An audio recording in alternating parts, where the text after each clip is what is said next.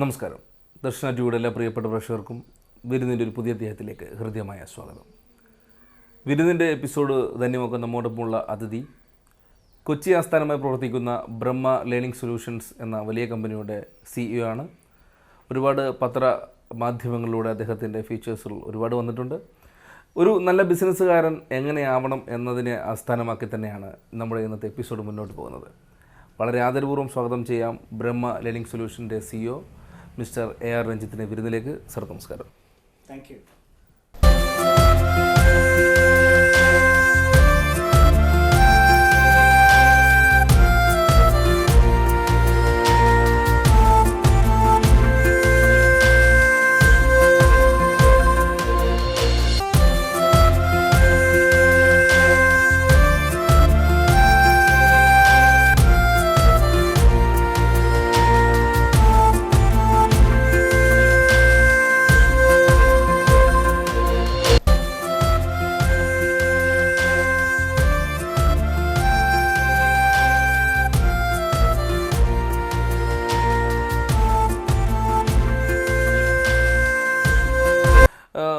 ആദ്യം തന്നെ താങ്കൾ ഈ ഒരു രംഗത്തേക്ക് വരാനുണ്ടായ ഒരു സാഹചര്യം, അല്ലെങ്കിൽ ബിസിനസ്സുകാർക്ക് ഇത്തരത്തിൽ നല്ല ട്രെയിനിങ്ങിൽ കൊടുക്കാൻ ഉണ്ടായ സാഹചര്യം എങ്ങനെയാണെന്ന് പറയാം.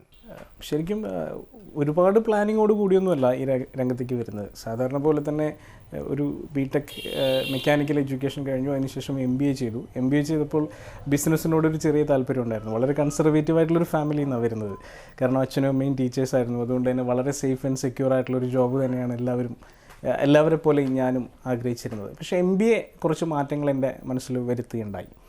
അതിനുശേഷം എനിക്ക് കിട്ടിയ ജോലിയും അതുപോലെ ഒരു കൺസൾട്ടിങ് രംഗത്തായിരുന്നു. ഗവൺമെൻറ് ഓഫീസുകളെ എങ്ങനെ സ്ട്രീം ലൈൻ ചെയ്യാമെന്നുള്ള ഗവൺമെൻറ്റിൻ്റെ ഒരു പ്രൊജക്റ്റിലായിരുന്നു ആദ്യമായിട്ട് വർക്ക് ചെയ്യാൻ അവസരം ലഭിച്ചത്. അതിൽ ഈ സ്ട്രീം ലൈനിങ് എന്ന പ്രോസസ്സ്, ഒരു പ്രൊഫഷണലൈസേഷൻ എന്ന പ്രോസസ്സ് ഞാൻ സ്വായത്തമാക്കി. പിന്നീട് IBM പോലുള്ള കൺസൾട്ടിങ് കമ്പനികളിൽ ജോലി ചെയ്യാനുള്ള അവസരം ലഭിച്ചു. അപ്പോൾ ശരിക്കും ഒരു ബിസിനസ്സുകാരൻ എങ്ങനെ ജനിക്കുന്നു, ബിസിനസ്സിൻ്റെ ശരിയായിട്ടുള്ള തത്വങ്ങൾ എന്തൊക്കെയാണ്, എന്താണ് പ്രൊഫഷണലിസം ബിസിനസ്സിലേക്ക് എങ്ങനെ പ്രൊഫഷണലിസം ബിസിനസ്സിൽ എഫക്റ്റ് ചെയ്യുന്നു എന്നുള്ള കാര്യങ്ങളൊക്കെ ശരിക്കും മനസ്സിലാക്കാനായിട്ട് സാധിച്ചു.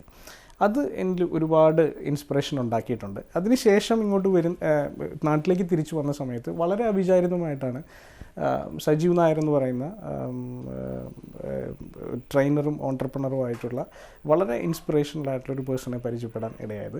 അദ്ദേഹം ബിസിനസ് കൺസൾട്ടിങ് രംഗത്തേക്ക് ചൂടുവയ്ക്കാനുള്ള ഒരു തയ്യാറെടുപ്പിലായിരുന്നു. അപ്പോൾ അദ്ദേഹവുമായിട്ടുള്ള ഒരു കൂടിക്കാഴ്ചയാണ് ശരിക്കും ബ്രഹ്മ സ്റ്റാർട്ട് ചെയ്യാനായിട്ടുള്ള ഒരു നിദാനമായത്. ശരിക്കും അദ്ദേഹത്തിൻ്റെ ഒരു ആശയമായിരുന്നു.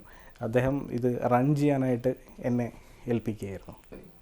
ബ്രഹ്മ ലേണിംഗ് സൊല്യൂഷൻസ് എന്ന കമ്പനിയുടെ പ്രധാന ലക്ഷ്യങ്ങൾ എന്തൊക്കെയാണ്? ഏകദേശം 7.5 വർഷങ്ങൾക്ക് മുമ്പ് ഇത് തുടങ്ങുന്ന സമയത്ത് ഞങ്ങളുടെ ലക്ഷ്യം കേരളത്തിൽ നിന്ന് 1000 ചെറുകിട സംരംഭങ്ങളെ വിജയിപ്പിച്ചെടുക്കുക എന്നുള്ളതായിരുന്നു. അപ്പോൾ അതിനുശേഷം ഞങ്ങളുടെ ഈ ഒരു 1000ലേക്ക് എത്താൻ വളരെ ബുദ്ധിമുട്ട്, വലിയൊരു നമ്പറാണ് ബേസിക്കലി.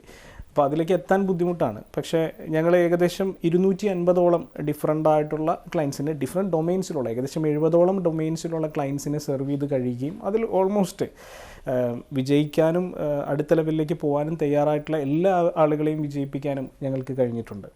അപ്പം ഏകദേശം 7 വർഷങ്ങൾ അല്ലെങ്കിൽ 7.5 വർഷങ്ങൾ കഴിഞ്ഞ് നിൽക്കുന്ന ഈ ഒരു അവസരത്തിൽ ശരിക്കും ആ ഒരു ലക്ഷ്യത്തിൽ നിന്ന് ഒരു അടുത്ത പടിയിലേക്ക് കൂടി പോകാൻ ഇപ്പോൾ ഞങ്ങൾ തയ്യാറെടുത്തുകൊണ്ടിരിക്കുക. ഒരു നല്ല ബിസിനസ്സുകാരനാണെങ്കിൽ, അല്ലെങ്കിൽ അത് നല്ല രീതിയിൽ വിജയിപ്പിക്കണമെന്നുണ്ടെങ്കിൽ എന്തൊക്കെ കാര്യങ്ങൾ ഒരു ചെറുകിട ബിസിനസ്സുകാരൻ ശ്രദ്ധിക്കണം? ശരിക്കും ചെറുകിട ബിസിനസ്, വൻകിട ബിസിനസ് എന്നുള്ള തരത്തിൽ ഒരു തരംതിരിവ് ഈ കാര്യത്തിൽ വേണ്ട എന്നാണ് എനിക്ക് തോന്നുന്നത്. ഏതൊരു ബിസിനസ്സാണെങ്കിലും വിജയിക്കാനായിട്ട് അത്യാവശ്യമായ 7 കാര്യങ്ങളാണ് ഞാൻ പ്രധാനമായിട്ടും പറയുന്നത്.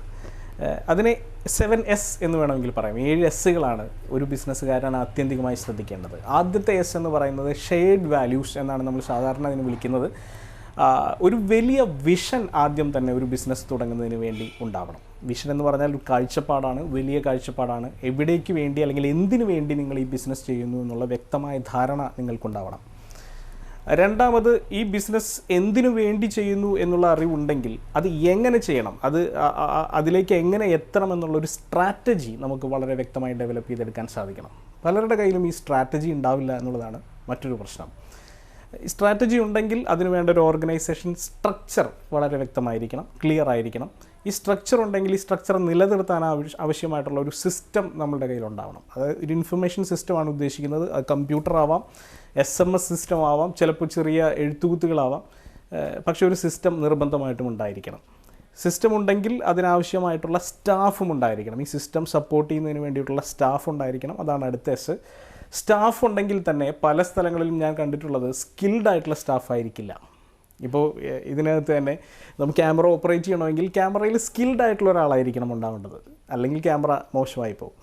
അപ്പം സ്കിൽഡ് ആയിട്ടുള്ള ആളുകളെ തന്നെ നമ്മുടെ ഓർഗനൈസേഷനകത്തേക്ക് കൊണ്ടുവരണം. അവസാനത്തെ എസ് എന്ന് പറയുന്നത് സ്റ്റൈലാണ്, സ്റ്റൈൽ ഓഫ് മാനേജ്മെൻറ്റ്. അത് ഏറ്റവും ഇമ്പോർട്ടൻ്റ് ആയിട്ട് ഞാൻ കരുതുന്നു.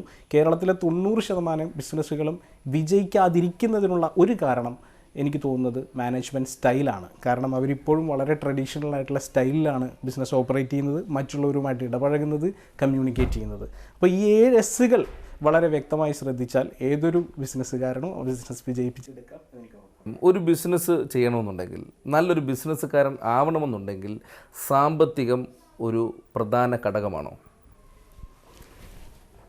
ഒരു നല്ല ബിസിനസ്സുകാരനാവണമെങ്കിൽ 2 തരത്തിൽ തന്നെ ചിന്തിക്കാം. ഇന്നത്തെ ബിസിനസ്സുകളെല്ലാം പണ്ട് കാലത്ത് ബിസിനസ്സിനൊരു ലൈഫ് സൈക്കിൾ ഉണ്ടായിരുന്നു. ആ ലൈഫ് സൈക്കിൾ ഏകദേശം 20 മുതൽ 25 വർഷം വരെയായിരുന്നു. ഒരു ബിസിനസ് തുടങ്ങി അത് നല്ല ഗ്രോത്തിലെത്തി അത് അവസാനിക്കാനുള്ള സമയമാണ് ലൈഫ് സൈക്കിൾ. അത് ഏകദേശം 25 വർഷം വരെ ഉണ്ടായിരുന്നു. ഇന്നൊരു ബിസിനസ്സിൻ്റെ ലൈഫ് സൈക്കിൾ ചുരുങ്ങി ഡിജിറ്റലായിട്ടുള്ളൊരു യുഗത്തിലേക്ക് വന്നിരിക്കുകയാണ്. അത് ചുരുങ്ങി ഏകദേശം 5 വർഷമായി മാറിയിരിക്കുകയാണ്. ഈ 5 വർഷം കൊണ്ടൊരു ബിസിനസ് ഡെവലപ്പ് ചെയ്ത് ഗ്രോത്ത് സ്റ്റേജ് കഴിഞ്ഞ് അത് ഡിക്ലൈനായി ചിലപ്പോൾ അത് എക്സിറ്റ് ചെയ്യേണ്ട ഒരു സമയം പോലും 5 വർഷത്തിനുള്ളിൽ തീരുന്നു.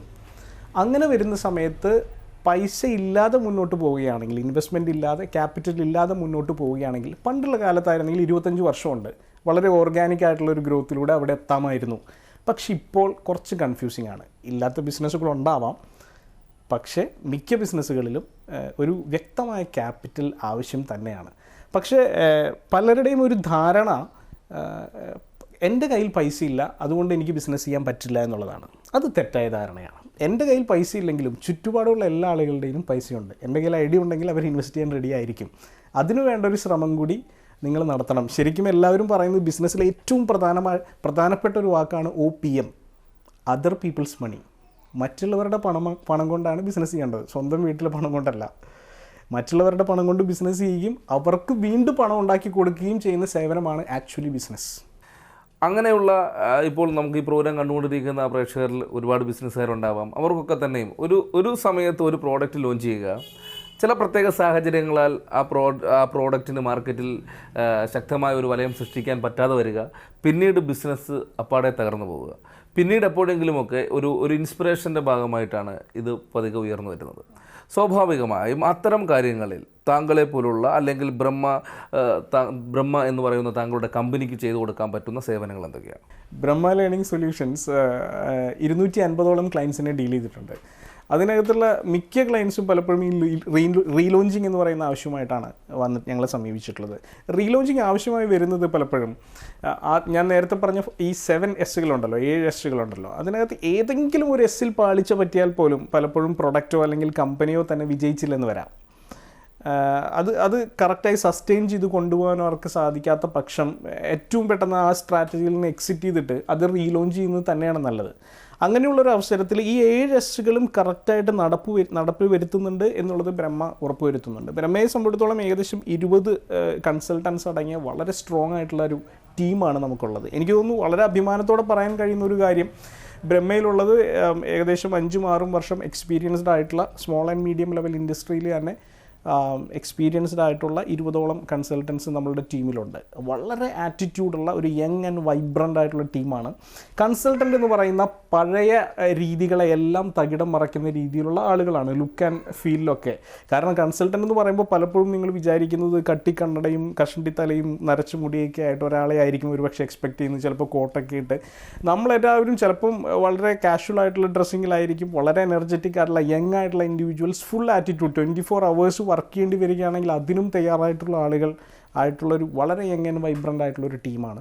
അവരെ സംബന്ധിച്ചിടത്തോളം സ്ട്രാറ്റജിക് ലെവലിലും അനലിറ്റിക്സ് ലെവലിലും എല്ലാം നല്ല എക്സ്പെർട്ടൈസ് ഉണ്ട്. അതിനുള്ളൊരു സ്ട്രോങ് ആയിട്ടുള്ള ട്രെയിനിങ് നമ്മളുടെ ഭാഗത്തു നിന്ന് തന്നെ അവർക്ക് കൊടുക്കുന്നുണ്ട്. അതിൻ്റെ ഒപ്പം തന്നെ തീർച്ചയായിട്ടും ഒരു CEO എന്നുള്ള ലെവലിൽ ഞാനും ഒരു ചീഫ് മെൻറ്റർ എന്നുള്ള രീതിയിൽ മിസ്റ്റർ സജീവ് നായരും വളരെയധികം ഇത്തരം പ്രൊജക്റ്റുകളുമായിട്ട് ഇൻവോൾവ് ആണ് സ്ട്രാറ്റജിക് ലെവലിലെല്ലാം.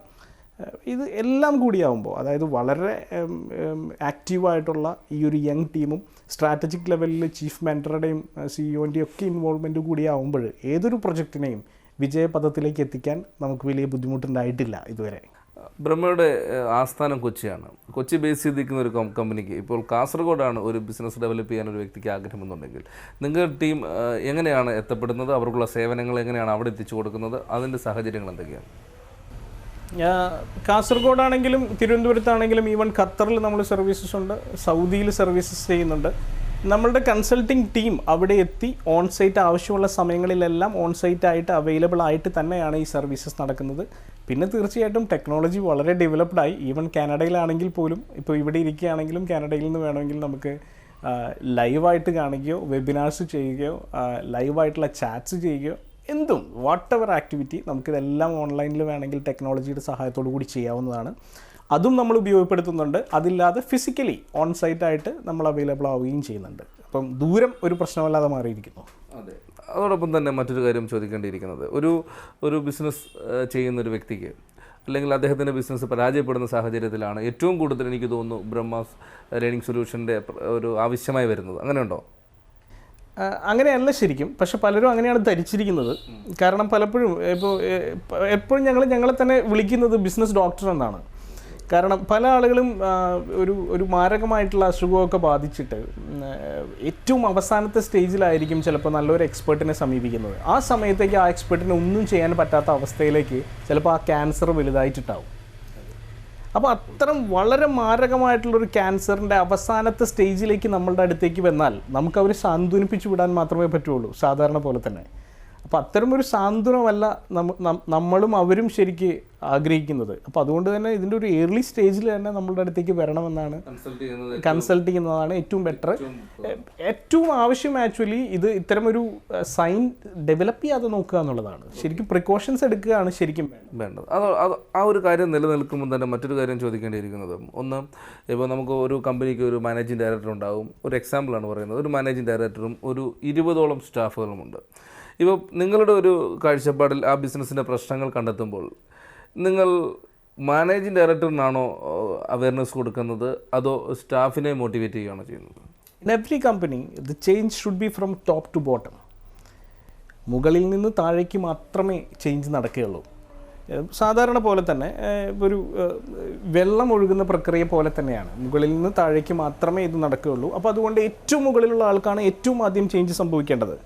ആ ചേഞ്ചാണ് താഴേക്ക് കമ്മ്യൂണിക്കേറ്റ് ചെയ്യപ്പെടേണ്ടത്. ഇനിയിപ്പോൾ താങ്കളുടെ കുടുംബത്തിലേക്ക് കടന്നു കഴിഞ്ഞാൽ, ഇപ്പോൾ താങ്കളുടെ കാഴ്ചപ്പാടുകളും ബിസിനസ് സംബന്ധമായിട്ടുള്ള കാര്യങ്ങളുമാണ് നമ്മളിപ്പോൾ ചർച്ച ചെയ്തുകൊണ്ടിരിക്കുന്നത്. താങ്കളുടെ ഫാമിലിയിലേക്ക് വന്നു കഴിഞ്ഞാൽ സ്വദേശം എവിടെയാണ്? വീട്ടിലാരൊക്കെയാണ് ഇപ്പോൾ ഉള്ളത്? കുടുംബാംഗങ്ങൾക്ക് താങ്കളുടെ മേഖലയുമായി ബന്ധപ്പെട്ട അടുപ്പം എങ്ങനെയാണ്? വീട്ടിൽ അച്ഛൻ, അമ്മ, വൈഫുണ്ട്, 2 കുട്ടികളുണ്ട്. അച്ഛനും അമ്മയും ടീച്ചേഴ്സായിരുന്നു. അവരെ സംബന്ധിച്ചിടത്തോളം എൻ്റെ ഞാൻ ഇതിലേക്ക് വരാനുള്ളൊരു പ്രധാനപ്പെട്ട കാരണം, അല്ലെങ്കിൽ സസ്റ്റെയിൻ ചെയ്യാനുള്ളൊരു പ്രധാനപ്പെട്ട കാരണം എനിക്ക് തോന്നുന്നത്, ഞാൻ സ്കൂൾ തലത്തിലും കോളേജ് ലെവലിലൊക്കെ ഉണ്ടാക്കിയിട്ടുള്ളൊരു നോളജ് ബേസാണ്. അപ്പം നോളജിനെ കുറിച്ച് സംബന്ധിച്ച് പറയുകയാണെങ്കിൽ അവർ ടീച്ചേഴ്സ് ആയിരുന്നുകൊണ്ട് തന്നെ, പ്രത്യേകിച്ചും അമ്മയുടെ കാര്യം എടുത്ത് പറയുകയാണെങ്കിൽ, എനിക്ക് നോളജ് ഉണ്ടാകുന്നതിൽ ഏറ്റവും പ്രധാനപ്പെട്ട പങ്ക് വഹിച്ചിട്ടുള്ളത് അമ്മയാണ്. അപ്പം ഞാനൊരു ക്വിസ് മാസ്റ്റർ കൂടിയാണ്, ഒരു പ്രൊഫഷണൽ ക്വിസർ കൂടിയാണ്. ഒരു പക്ഷേ 1ാം ക്ലാസ് മുതൽ ക്വിസിങ്ങിൽ ഞാൻ വളരെ ആക്റ്റീവാണ്. അപ്പോൾ അതിനൊക്കെ വളരെയധികം സപ്പോർട്ടിംഗ് ആയിട്ടുണ്ടായിരുന്നത് അമ്മയാണ്. അപ്പം അമ്മ ശരിക്കും ഈ ഒരു നോളജ് ബേസ് ഉണ്ടാക്കുന്നതിലും എൻ്റെ കോൺഫിഡൻസ് കൂട്ടുന്നതിലും ഒരുപാട് പങ്ക് വഹിച്ചിട്ടുണ്ട്. ആ കോൺഫിഡൻസ് ആണ് കൺസൾട്ടൻ്റായിട്ട് തുടരാൻ എന്നെ സഹായിക്കുന്നത്. ഒരാളുടെ മുന്നിൽ പതറാതെ ഇരിക്കുന്നതിനും ഒക്കെ സഹായിക്കുന്നത് ആ കോൺഫിഡൻസും നോളജ് ഈസ് പവർ എന്ന് പറയുന്ന ആ ഒരു ഫീലിങ്ങുമാണ്. അതിൽ തീർച്ചയായിട്ടും പാരൻസിൻ്റെ കോൺട്രിബ്യൂഷൻ വളരെ വലുതാണ്.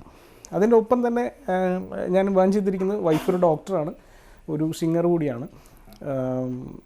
അപ്പം ഞാനും കലാപരമായി താല്പര്യങ്ങളുള്ള ആളാണ്. യൂണിവേഴ്സിറ്റി തലത്തിൽ ചെറിയ രീതിയിലുള്ള സമ്മാനങ്ങൾ കിട്ടിയിട്ടുണ്ട് പഠിച്ചുകൊണ്ടിരുന്ന സമയത്തൊക്കെ. അതേത് മേഖലയിലായിരുന്നു? ഞാൻ ചിത്രകലയിൽ ഉണ്ടായിരുന്നു. ഈ ചിത്രം ഒക്കെ ഞാൻ തന്നെ ചെയ്തതാണ്. അപ്പം